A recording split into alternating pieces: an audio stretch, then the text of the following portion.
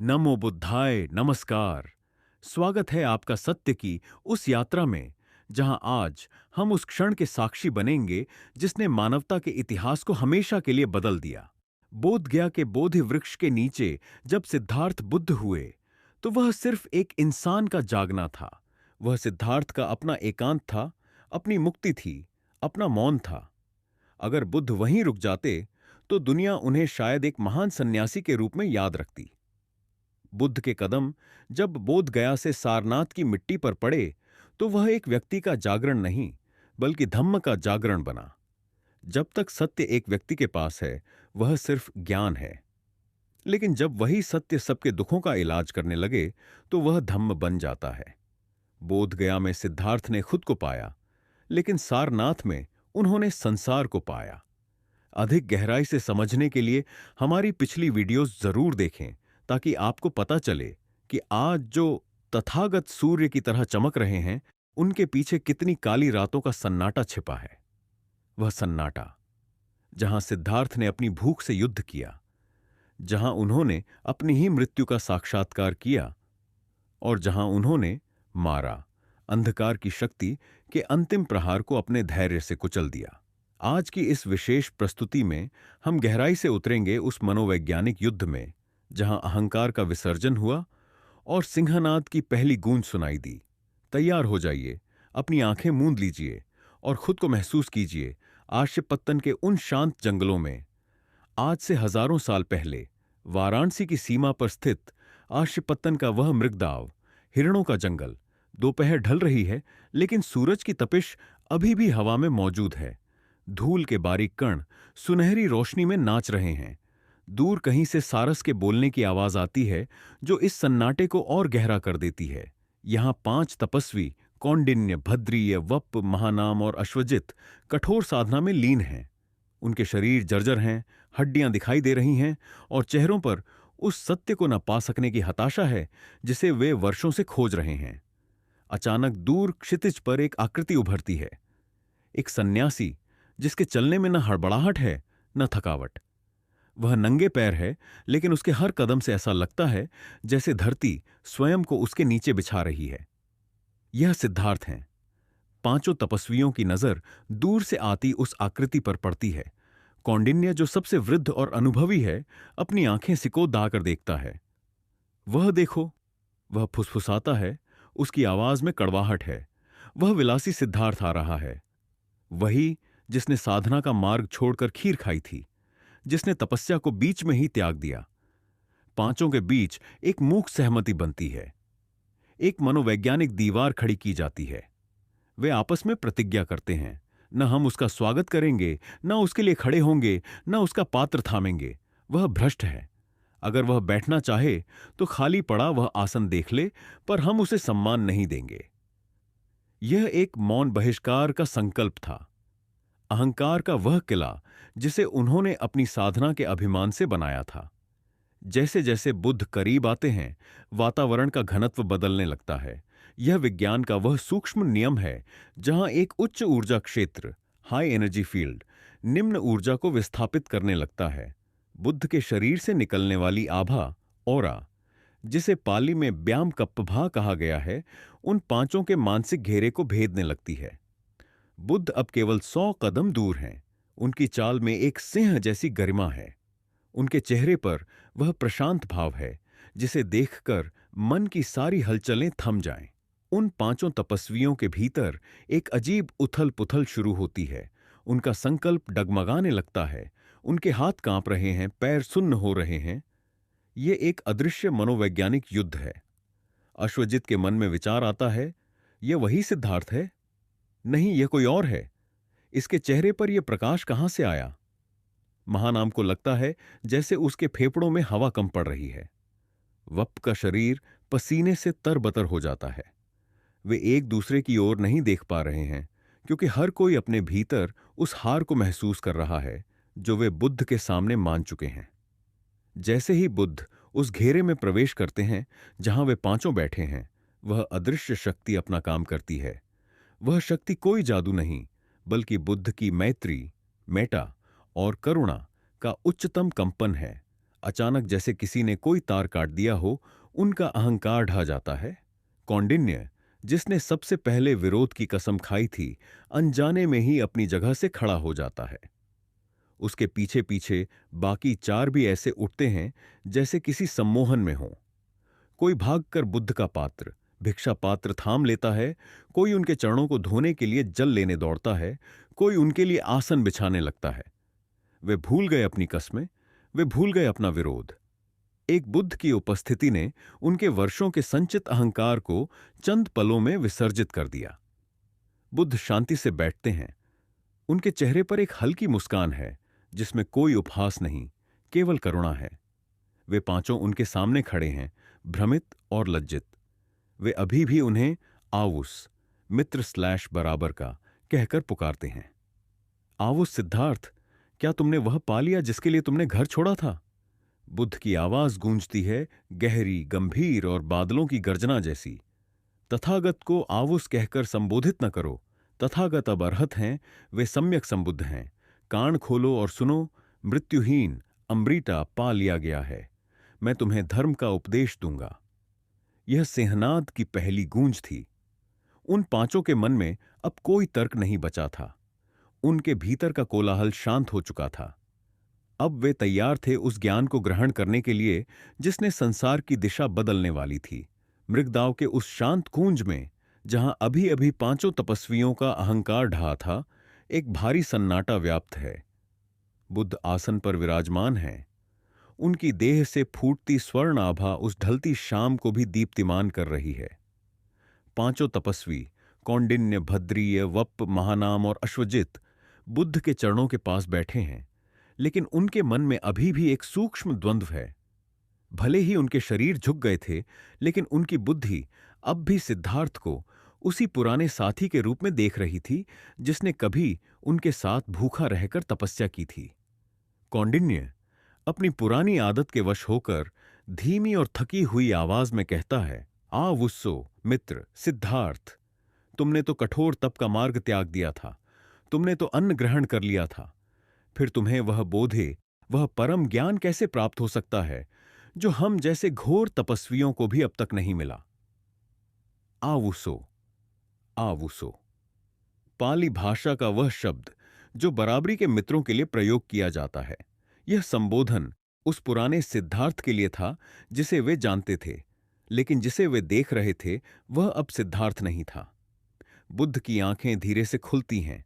उनकी दृष्टि में एक ऐसा अधिकार है जो हिमालय की ऊंचाई और समुद्र की गहराई को एक साथ समेटे हुए है। वे पहली बार अपना मौन तोड़ते हैं और उनकी आवाज किसी शांत घाटी में गूंजते सिंहनाद की तरह सुनाई देती है। बुद्ध का पहला प्रहार, आवुसो, पर रोक बुद्ध कहते हैं, तथागत को आवुसो कहकर संबोधित न करो। भिक्षुओं, क्या तुमने कभी तथागत को पहले इस तरह बोलते देखा है?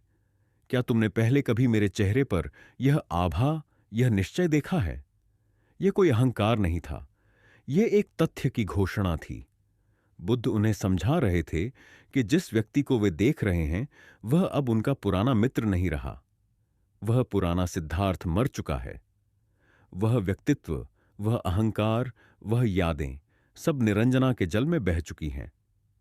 बुद्ध आगे बढ़ते हैं और पहली बार उस शब्द का प्रयोग करते हैं जो आने वाली सदियों तक गूंजने वाला था, तथागत। तथागत का रहस्य, भिक्षुओं, तथागत तुम्हारे सामने खड़ा है, वह जो तहा सत्य को गत प्राप्त कर चुका है, वह जो सत्य की राह पर चलकर सत्य ही हो गया है, वह जिसे अब अनागामी होने की आवश्यकता नहीं, जो स्वयं मार्ग बन चुका है। पांचों तपस्वी हतप्रभ रह जाते हैं। तथागत शब्द उनके कानों में किसी मंत्र की तरह पड़ता है। बुद्ध यहां स्पष्ट कर रहे थे कि सत्य और खोजने वाले के बीच की दूरी समाप्त हो गई है। जब तक वे उन्हें सिद्धार्थ या मित्र कहेंगे, वे केवल उनके अतीत से जुड़े रहेंगे, और जो अतीत से जुड़ा है वह बुद्ध के वर्तमान संदेश को कभी ग्रहण नहीं कर पाएगा। मनोवैज्ञानिक सूक्ष्मता, गुरु का अधिकार।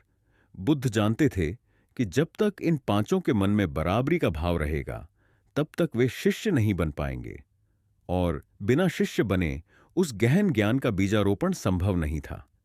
यह एक सूक्ष्म मनोवैज्ञानिक सर्जरी थी। बुद्ध उनकी स्मृति को मिटा रहे थे ताकि वे अनुभूति के लिए तैयार हो सकें। वे पांचों एक बार फिर संशय करते हैं। वे फिर वही तर्क दोहराते हैं, लेकिन तुमने तो तपस्या छोड़ दी थी। बुद्ध अत्यंत करुणा के साथ पूछते हैं, भिक्षुओं, याद करो, क्या इन 6 वर्षों में कभी मैंने तुमसे झूठ कहा? क्या कभी मैंने ऐसी बातें की जो मैंने अनुभव न की हों? पांचों एक दूसरे का मुंह ताकते हैं। उन्हें याद आता है कि सिद्धार्थ कभी असत्य नहीं बोले। उनकी निष्ठा असंदिग्ध थी।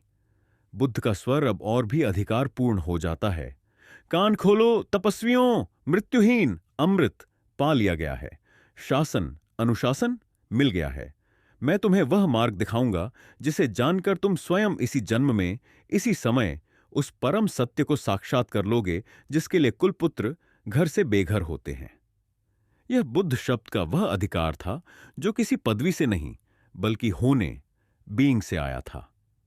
बुद्ध ने घोषणा कर दी थी कि वे अब एक सिखाने वाले, टीचर की भूमिका में हैं, न कि सीखने वाले, सीकर की। शाम की हवा रुक गई है। मृगदाव के हिरण भी जैसे उस आवाज को सुनने के लिए स्थिर हो गए हैं। पांचों तपस्वियों के भीतर की आखिरी दीवार, तर्क की दीवार भी दरकने लगती है। उन्हें बोध होता है कि उनके सामने खड़ा यह महाश्रमण कोई साधारण मानव नहीं, बल्कि वह जागा हुआ तत्व है जिसकी प्रतीक्षा मानवता सदियों से कर रही थी। मृगदाव की वह संध्या अब गहरी होने लगी है। बुद्ध के सामने बैठे वे पांचों तपस्वी अब केवल श्रोता नहीं, बल्कि उस सत्य के प्यासे बन चुके हैं जिसे तथागत ने अभी अभी अमृत घोषित किया है। बुद्ध उनकी आंखों में देखते हैं। वे देखते हैं कि इन पांचों के शरीरों पर तपस्या के कारण पड़ी झुर्रियां और उनके सूखे हुए कंठ केवल शारीरिक कष्ट नहीं, बल्कि एक गलत दिशा के परिणाम हैं। बुद्ध अपना प्रवचन शुरू करते हैं। उनकी आवाज में न तो कोई उत्तेजना है और न ही कोई दबाव, बल्कि एक ऐसा ठहराव है जैसे कोई शांत झील का तल। मध्यम मार्ग, वीणा के तारों का रहस्य मृगदाव की वह संध्या अब गहरी होने लगी है। बुद्ध के सामने बैठे वे पांचों तपस्वी अब केवल श्रोता नहीं, बल्कि उस सत्य के प्यासे बन चुके हैं जिसे तथागत ने अभी अभी अमृत घोषित किया है। बुद्ध उनकी आंखों में देखते हैं। वे देखते हैं कि इन पांचों के शरीरों पर तपस्या के कारण पड़ी झुर्रियां और उनके सूखे हुए कंठ केवल शारीरिक कष्ट नहीं, बल्कि एक गलत दिशा के परिणाम हैं। पहला अंत क्या है? वह है कामसुखल्ली का अनुयोग, इंद्रियों के सुखों में डूबे रहना, विलासिता में सत्य खोजना। यह मार्ग निम्न है, ग्राम्य है और अनर्थकारी है। यह केवल प्यास, तृष्णा को बढ़ाता है, उसे शांत नहीं करता। बुद्ध थोड़ा रुकते हैं, फिर उन पांचों की आंखों में गहराई से झांकते हुए कहते हैं, लेकिन दूसरा अंत भी उतना ही खतरनाक है जिसे तुम अब तक अपना मार्ग समझते रहे हो। अत किलमथानुयोग, स्वयं को पीड़ा देना, शरीर को सुखाना, हठपूर्वक इंद्रियों का दमन करना। यह मार्ग भी दुखपूर्ण है और अनर्थकारी है। उन पांचों के चेहरे पर भ्रम की लकीरें उभरती हैं। उन्होंने तो हमेशा यही सीखा था कि शरीर को जितना कष्ट दोगे, आत्मा उतनी ही शुद्ध होगी। बुद्ध उनके इस तपस्या के अहंकार पर प्रहार कर रहे थे। वीणा के तारों का उदाहरण, the analogy of the lewd, Buddha एक अद्भुत उदाहरण देते हैं जो उनके राजकुमार रहने के समय की स्मृति से जुड़ा है। वे कहते हैं, भिक्षुओं, क्या तुमने कभी वीणा के तारों को देखा है?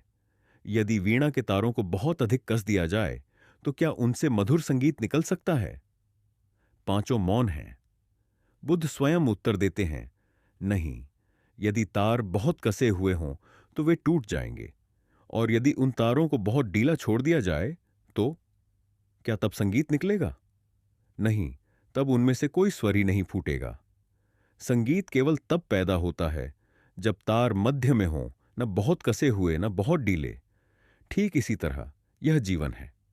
यह शरीर वह वीणा है जिस पर तुम्हें निर्वाण का संगीत बजाना है। यदि तुम इसे विलासिता में ढीला छोड़ दोगे तो यह व्यर्थ हो जाएगा। यदि तुम इसे कठोर तप की आग में बहुत कस दोगे तो यह टूट जाएगा। अहंकार का दोहरा विध्वंस बुद्ध यहां एक साथ दो अहंकार तोड़ रहे थे। एक वह जो महलों में था, मैं भोगी हूं, और दूसरा वह जो इन पांचों के भीतर था, मैं महान त्यागी हूं। बुद्ध ने स्पष्ट किया कि त्याग का अहंकार भोग के अहंकार से भी अधिक सूक्ष्म और कठिन होता है। इन पांचों को अपनी दुर्बलता पर गर्व था, अपनी भूख पर गर्व था, अपने फटे हुए चीवरों पर गर्व था। बुद्ध ने उनकी आंखों में आंखें डालकर कहा, भिक्षुओं, भूखा रहने से मन शांत नहीं होता, बल्कि वह भोजन के विचारों से और अधिक भर जाता है। दुर्बल शरीर से तुम उस गहरे सत्य को कैसे देख पाओगे जिसके लिए अखंड एकाग्रता की आवश्यकता है। मध्यमा पटिपदा, द मिडल वे। बुद्ध उस तीसरे पद की घोषणा करते हैं, मध्यमा पटिपदा, मध्यम मार्ग। तथागत ने उस मार्ग को खोज लिया है जो चक्षु देने वाला है, ज्ञान देने वाला है, जो शांति, अभिज्ञा और निर्वाण की ओर ले जाता है। यह मार्ग न तो शरीर को सताने में है, न ही उसे लाड़ करने में। यह मार्ग है होश, अवेयरनेस में जीने का। हवा का एक झोंका गुजरता है, जैसे प्रकृति भी इस मध्यम मार्ग की स्वीकृति दे रही हो। उन पांचों तपस्वियों को पहली बार महसूस होता है कि जिस सत्य को वे अपनी हड्डियों को गलाकर खोज रहे थे, वह तो सहज होने में था। उनके चेहरों पर जो कठोरता थी, वह अब पिघलने लगी है। बुद्ध का यह मध्यम मार्ग केवल दर्शन नहीं था, यह जीवन जीने की एक नई कला थी। इसने मनुष्य को देवताओं और पशुओं के बीच से निकालकर धम्म के केंद्र में खड़ा कर दिया। आश्यपत्तन की वह रात अब अपने चरम पर है। चारों ओर घना सन्नाटा है, केवल तथागत की आवाज उस सन्नाटे को भेद रही है। मध्यम मार्ग की आधारशिला रखने के बाद बुद्ध अब उस सत्य की परतें खोलते हैं जिसे छत्तारि अरिय सच्चानी, चार आर्य सत्य कहा गया है। बुद्ध कौंडिन्य और अन्य चार भिक्षुओं की ओर देखते हैं। उनकी वाणी अब और अधिक गंभीर हो गई है, जैसे कोई पिता अपने खोए हुए पुत्रों को घर का मार्ग बता रहा हो। पहला सत्य, दुख का साक्षात्कार, दुखा। बुद्ध कहते हैं, भिक्षुओं, यह प्रथम आर्य सत्य है, दुख। जन्म दुख है, बुढ़ापा दुख है, बीमारी दुख है और मृत्यु दुख है। अप्रिय से मिलन दुख है, प्रिय से बिछड़ना दुख है। संक्षेप में, यह पंच उपादान स्कंध, शरीर और मन का जुड़ाव ही दुख है। पांचों तपस्वी चकित हैं। वे दुख को केवल कष्ट समझते थे, पर बुद्ध ने उसे अस्तित्व की एक गहरी अवस्था बताया। बुद्ध समझा रहे थे कि जीवन में सुख की तलाश भी दुख का ही एक रूप है, क्योंकि उसके खो जाने का डर हमेशा बना रहता है। दूसरा सत्य, दुख का कारण, समुदाया। बुद्ध रुकते नहीं, वे इस दुख की जड़ पर प्रहार करते हैं। भिक्षुओं, दूसरा आर्य सत्य है, दुख समुदय। इस दुख का कारण क्या है? वह है तणहा, तृष्णा। वह प्यास जो पुनर्जन्म कराती है, जो नंदी और राग के साथ जुड़ी है, जो यहां वहां सुख खोजती रहती है, काम तृष्णा, भव तृष्णा और विभव तृष्णा। यही वह आग है जो तुम्हें जन्म जन्मांतर से जला रही है। तीसरा और चौथा सत्य, निरोध और मार्ग, निरोधा एंड मगा। बुद्ध की आवाज में अब एक आश्वासन है। तीसरा आर्य सत्य है, दुख निरोध। इस तृष्णा का पूरी तरह त्याग, इसे छोड़ देना, इससे मुक्त हो जाना ही निर्वाण है। और चौथा सत्य है दुख निरोध गामिनी प्रतिपदा। वह मार्ग जो दुख की मुक्ति तक ले जाता है, वह है अष्टांगिक मार्ग। धम्म चक्र का घूमना, the turning of the wheel. जैसे ही बुद्ध इन चार सत्यों के 12 स्वरूपों, त्रिपरिवट्टा, की व्याख्या पूरी करते हैं, आर्षपत्तन के उस जंगल में एक सूक्ष्म कंपन महसूस होता है। बुद्ध केवल दर्शन नहीं दे रहे थे, वे एक चक्र को गति दे रहे थे। पाली ग्रंथों में वर्णित है कि उस क्षण बुद्ध के मुख से निकली प्रज्ञा की किरणों ने उन पांचों के चित्त को झकझोर दिया। वे पांचों, जो वर्षों से शरीर को गला रहे थे, अचानक समझ गए कि मुक्ति बाहर नहीं, बल्कि भीतर की प्यास, तृष्णा को बुझाने में है। कौंडिन्य का रूपांतरण, अन्यासीवत भो कौंडन्यो। बुद्ध की नजरें सबसे वृद्ध तपस्वी कौंडिन्य पर टिकी हैं। अचानक कौंडिन्य के चेहरे का रंग बदल जाता है। उसके माथे की झुर्रियां शांत हो जाती हैं। उसकी आंखों में एक अपूर्व चमक आ जाती है। वह सत्य जो हजारों सालों से बादलों में छिपा था, कौंडिन्य के भीतर बिजली की तरह कड़कता है। कौंडिन्य को धम्म चक्षु, प्रज्ञा की आंखें प्राप्त होते हैं। उसे वह दिखाई देता है जो चर्म चक्षुओं से परे है। यम किंच समुदय धम्मम सव्वम तम निरोध धम्मम। जो कुछ भी उत्पन्न होने वाला है, वह सब नष्ट होने वाला है। यह एक छोटी सी पंक्ति थी, लेकिन इसमें पूरे ब्रह्मांड का सार था। कौंडिन्य जान गए कि स्व, सेल्फ जैसी कोई स्थायी चीज नहीं है, सब अनित्य है।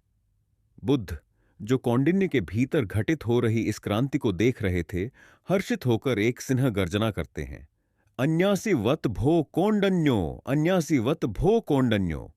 कौंडिन्य ने जान लिया, वास्तव में कौंडिन्य ने जान लिया।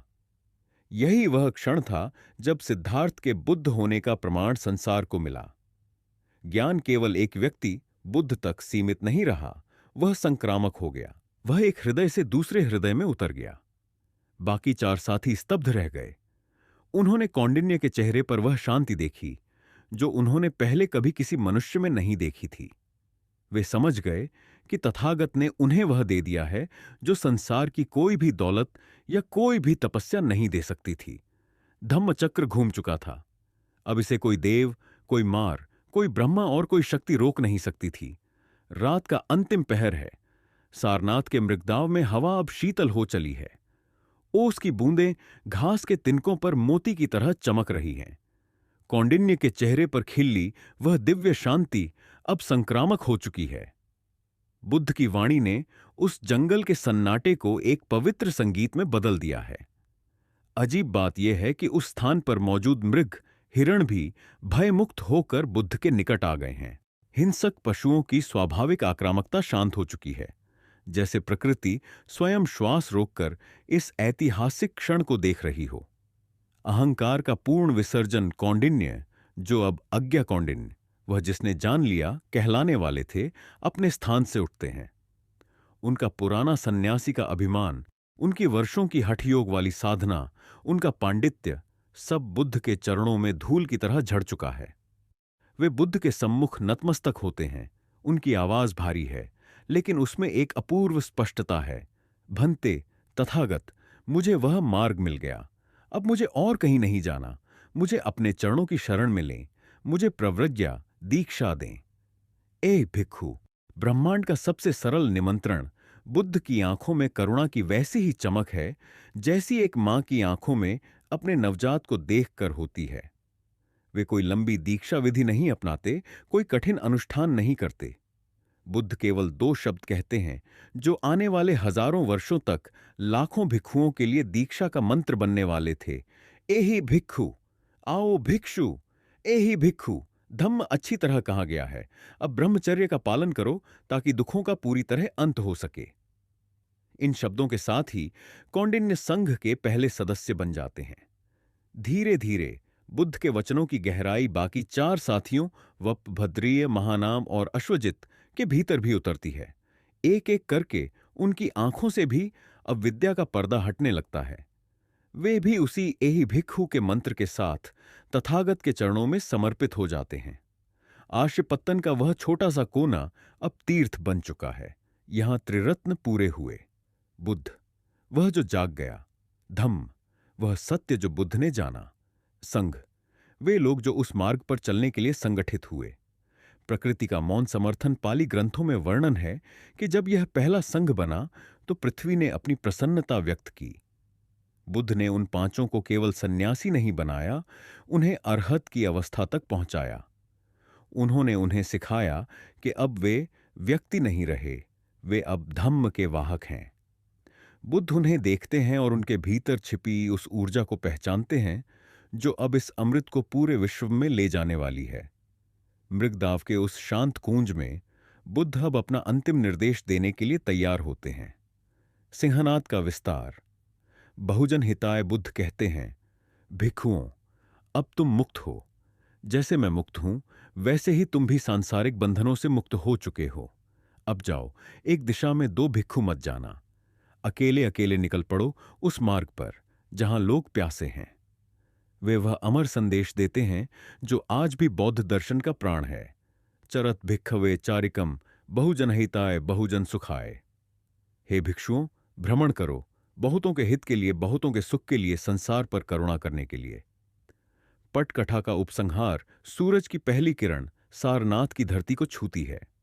सिद्धार्थ, जो कभी सत्य की खोज में एक एकाकी पथिक थे, अब एक बुद्ध के रूप में खड़े हैं जिनके पीछे एक संघ है। अहंकार का विसर्जन हो चुका है, मध्यम मार्ग की घोषणा हो चुकी है और धम्मचक्र अपनी अनंत यात्रा पर निकल चुका है। सारनाथ के उस मृगदाव से शुरू हुआ यह सिंहनाद आज भी मनुष्य के अंतर मन में गूंज रहा है, यह याद दिलाने के लिए कि सत्य किसी कठिन तपस्या में नहीं, बल्कि जाग जाने में है। अर्चिपत्तन का वह जंगल अब साधारण जंगल नहीं रहा था। वह गवाह बना उस पल का जब पहली बार करुणा ने अहंकार को पूरी तरह निगल लिया। सिद्धार्थ का मौन अब एक आंदोलन बन चुका था। वे 5 लोग जो कभी नफरत की आग में जल रहे थे, अब अमृत के पहले स्वाद से तृप्त थे। बुद्ध ने उन्हें बदला नहीं था। बुद्ध ने बस उनके भीतर की उस राख को हटा दिया था जिसने उनकी अपनी रोशनी को ढका हुआ था। आवाज को और अधिक गहरा और प्रभावशाली बनाए। आज हजारों साल बीत चुके हैं। सारनाथ की वह दोपहर और वह मृगदाव शायद बदल गया हो, लेकिन तथागत का वह सिंहनाद आज भी हवाओं में गूंज रहा है। वह आज भी आपसे पूछ रहा है, तुम कब तक अपने अहंकार की बेड़ियों में जकड़े रहोगे? तुम कब तक उस मध्यम मार्ग को ठुकराते रहोगे जो तुम्हारे दुखों का इकलौता अंत है? याद रखिए, बुद्ध का धम्म किसी को झुकना नहीं सिखाता, वह केवल जागना सिखाता है। यह तो बस शुरुआत थी। यह सिर्फ धम्म चक्र का पहला चक्कर था। तथागत की यह यात्रा अभी वाराणसी की तंग गलियों से लेकर राजाओं के महलों तक पहुंचने वाली है। अगले अध्याय में हम देखेंगे कैसे एक महाविलासी युवक यश अपनी तमाम दौलत के बाद भी बेचैन था और कैसे तथागत की एक दृष्टि ने उसके जीवन के अंधकार को चीर दिया। अगर सारनाथ की इस महागाथा ने आपके हृदय के किसी कोने को छुआ है, तो कमेंट में नमो बुद्धाय लिखकर अपनी उपस्थिति दर्ज कराएं। तथागत के इस ज्ञान को और अधिक गहराई से समझने के लिए हमारे साथ इस यात्रा में बने रहें। अगर आपने अभी तक इस चैनल को सब्सक्राइब नहीं किया है, तो अभी जुड़ें, क्योंकि यहां हम सिर्फ कहानियां नहीं सुनाते, हम उस सत्य को जीते हैं जिसने दुनिया को रास्ता दिखाया। इस वीडियो को लाइक करें और उन लोगों के साथ शेयर करें जो आज भी अपने भीतर के युद्ध में हार रहे हैं। बेल आइकन दबाना न भूलें ताकि अगले अध्याय की गर्जना आप तक सबसे पहले पहुंचे। तब तक के लिए जागते रहिए, खुद के दीपक स्वयं बनिए। अत दीपो भव, भवतु सब मंगलम। सबका मंगल हो।